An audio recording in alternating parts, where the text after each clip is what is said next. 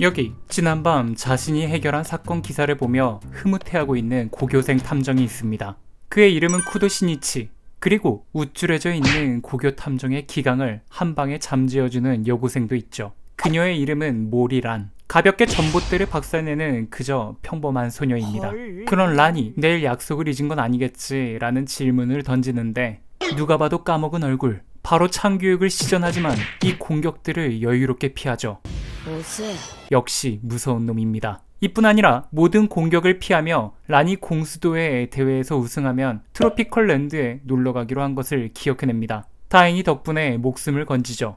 다음날 트로피컬 랜드로 놀러간 시니치와 란. 언뜻 보면 데이트 같아 보일 수 있지만 여러분은 시니치가 란에게 홈즈를 세뇌시키는 현장을 보고 계십니다. 놀이공원에 가서도 자신이 동경하는 셜록 홈즈의 이야기만 떠들고 있죠. 게다가 모르는 여자의 손도 덥석 잡는데 손을 잡자마자 처음 보는 여성의 직업을 맞춥니다. 신기하긴 하지만 당연히 그 여성의 친구들은 불같이 화를 내고 일행인 걸 한 시니치는 자리를 양보해주겠다 말하는데 애정행각을 방해하기 싫다며 이를 거절하죠. 긴 줄을 인내한 끝에 롤러코스터에 탑승하려 하는 시니치. 그런데 검은 양복의 사내들이와 당당히 새치기를 하며 열차에 올라탑니다. 뭐 어찌됐건 열차는 출발하고 한참 달리다 어두운 동굴 속으로 들어가는데 시니치 앞면에 물 한 방울이 떨어지더니 미웃고 들리는 비명소리. 동시에 시니치 등 쪽에 뜨거운 액체의 느낌이 납니다. 하지만 캄캄한 어둠 속이라 아무것도 보이지 않는 상황. 체감상 길게 느껴졌던 동굴을 빠져나오자 세상에 충격적인 장면을 보게 되죠. 시니치 뒤에 탔던 사람의 목이 잘려나가 피가 솟구치고 있습니다. 열차는 멈춰서고 사고를 본 사람들은 공포에 떨죠. 당연히 그의 지인들은 이 사실을 믿기지 않는 듯 슬퍼합니다.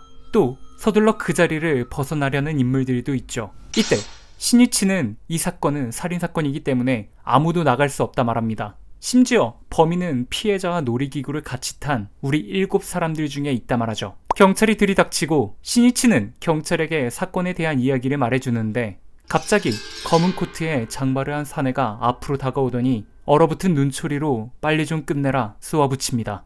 시니치는 그 눈빛에 소름이 돋죠. 동시에 피해자와 같이 탔던 여자친구의 핸드백 안에서 피 묻은 흉기가 나옵니다.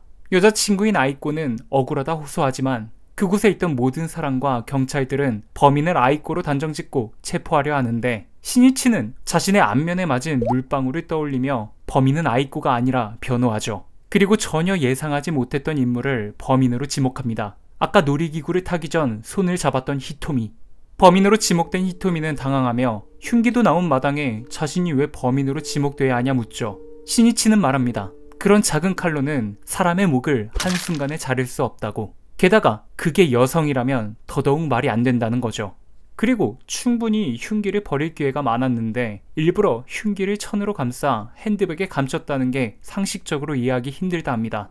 이 말을 들은 히토미는 자신은 죽은 피해자의 앞에 앞자리였고 내 놈이 말한 대로 나도 여자인데 그렇다면 살인을 하는 게 불가능한 게 아니냐 따지지만 시니치는 놀이기구의 스피드와 피아노줄 올가미만 있다면 가능하다 말하죠. 시니치는 경찰들과 함께 사건 현장을 재구성해 보는데 안전장치를 채우기 전 핸드백을 등에 끼워 그 틈을 이용해 쉽게 빠져나온 뒤 올가미에 갈고리 같은 도구를 꺼내 안전장치에 다리를 걸고 뒤로 돌아 피해자 목에 올가미를 씌우고 올가미 끝에 걸어둔 갈고리를 달리는 레일에 걸으면 놀이기구의 스피드와 파워로 인해 목이 절단된다는 겁니다.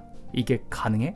시니치가 처음 히토미의 손을 잡았을 때 그녀의 직업을 알아냈었죠. 그녀는 달리는 놀이기구에서도 균형을 유지할 수 있는 체조선수였고 훌륭한 균형 감각으로 달리는 놀이기구에서도 동굴 속 어둠을 이용해 들키지 않고 범행을 저질렀다 합니다. 그녀는 엉터리라 말하지만 시니치는 2가지의 증거가 더 있다 하죠. 첫 번째, 그녀가 놀이기구를 타기 전 착용하고 있던 진주 목걸이가 없어졌다는 점. 둘째, 피해자가 죽기 직전 뒤돌아보며 눈물을 흘렸다는 점. 피해자가 죽을 걸 미리 알고 슬퍼했다는 걸 의미합니다. 히토미의 친구가 놀이기구에서 우는 걸 직접 봤냐 따지지만 그녀가 흘린 눈물 자국이 옆으로 나 있다는 게 그 증거라 하죠. 달리는 열차가 아니고선 눈물이 옆으로 흐를 일은 없다는 겁니다. 이 말을 들은 히토미는 주저앉으며 범행을 인정하죠. 그를 죽인 이유는 자신과 헤어지고 새로운 여자와 연애하는 걸 용서할 수 없었기 때문이라 합니다. 처음 피해자와 데이트한 장소에서 그가 선물해준 진주 목걸이로 심지어 새로 교제하고 있는 여자친구한테까지 죄를 뒤집어 씌울 계획을 짜 살해를 한 거죠. 무섭고도 치밀한 사건이었던 겁니다. 그렇게 사건은 마무리되고 살인 현장을 처음 본 란을 달래주며 집으로 돌아가려 하는데 아까 일어난 사건에서 수상한 행동을 보였던 검은 양복의 사나이를 발견합니다. 시니치는 란에게 먼저 돌아가라 말하곤 검은 양복 사나이를 쫓아가죠. 이때 란은 뭔가 싸한 감정을 느끼게 됩니다. 왠지 시니치를 두 번 다시 볼 수 없을 것만 같은 그런 불길한 예감을 말이죠. 여자의 감이 이렇게나 무서운 겁니다. 여튼 검은 양복의 남자를 미행하던 시니치는 뒷거래 현장을 목격하고 증거 사진을 찍고 있습니다. 그런데 또 다른 검은 코트의 사내가 시니치를 발견하곤 몰래 다가와 뒤통수를 가격하죠. 검은 정장의 남자는 놀라며 코트 입은 사내에게 권총으로 확실히 죽이자 말하지만 아까 놀이기구 살인사건 때문에 아직 경찰이 깔려있어 총은 위험하다 말합니다. 그러며 최근 자신들 조직에서 만든 독약을 써보자 하는 남자, 막 개발했기 때문에 아직까지 사람에게 먹여본 적 없고 시체에선 독이 검출되지 않는 독약이라 하죠. 그렇게 검은 코트의 사내는 자신의 뜻과는 상관없이 베이커가의 사신을 만들고 마는데 이게 아니지. 그렇게 검은 옷의 사내들은 시니치에게 독약을 먹이곤 마지막 인사를 건네며 자리를 뜹니다. 약을 먹은 시니치, 온몸이 녹아내리는 통증을 느끼며 결국 의식을 잃고 마는데 얼마나 시간이 흘렀을까? 어수선한 소리에 의식이 돌아온 시니치, 그놈들의 약이 듣지 않았던 걸까요? 안도하며 눈을 뜨죠. 그런데 경찰관이 시니치에게 손을 내밀며 하는 말, 괜찮니 꼬마야? 꼬마? 학생이긴 해도 어엿한 고등학생한테 꼬마라는 말은 쓰지 않죠. 시니치는 상황을 파악하기 위해 몸을 일으키는데 옷이 너무나도 헐렁합니다. 게다가 경찰관이 자신을 번쩍 들어올리죠. 그리고 무전을 통해 본부에 연락하는 경찰의 말, 부상당한 초등학생을 발견했습니다. 고등학교 2학년인 자신에게 초등학생이라니. 그렇게 다친 머리를 치료하기 위해 의무실에 가게 된 시니치. 그곳에서 드디어 자신의 현재 모습을 거울로 보게 되는데 영락없는 어린아이. 경찰들은 시니치를 미아보호소에 맡기기로 하고 이 얘기를 몰래 엿듣던 시니치는 의무실에서 빠져나와 자신이 살던 집으로 뛰어갑니다.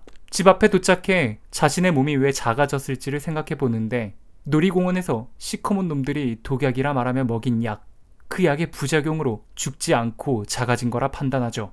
몸이 작아져 조금만 뛰어도 지치고 자신의 집을 앞에 두고도 넘어가지 못해 서러워하는 그때 옆집에서 폭발과 함께 벽이 무너져 내립니다. 그 연기를 뚫고 나오는 웬 통통한 노인 한 명. 시니치가 아는 사람인지 달려가 자신임을 어필하는데 택도 없지. 시니치와 비슷한 생김새를 보고 친척일 거라 판단. 배를 눌러 사촌 동생이 온 것 같다 시니치를 부르는 아가사 박사님. 하지만 당연히 아무 반응이 없죠.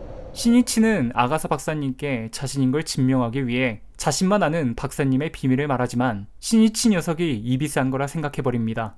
급기야 이 꼬맹이를 수상스럽게 여겨 경찰서로 데려가려 하는데 박사님이 오늘 다녀온 레스토랑을 추리해내는 꼬마, 모든 걸 알고 있다는 저 재수없는 말과 제스처, 어린아이답지 않은 뛰어난 추리력까지 빼박 시니치를 영상시키게 하고 박사님은 그제야 정말 시니치인 거냐 묻죠. 그렇게 집으로 들어가 오늘 겪었던 이야기를 말해주는 시니치. 이 말을 들은 박사님은 이 사실을 누구에게도 말하지 말라 합니다.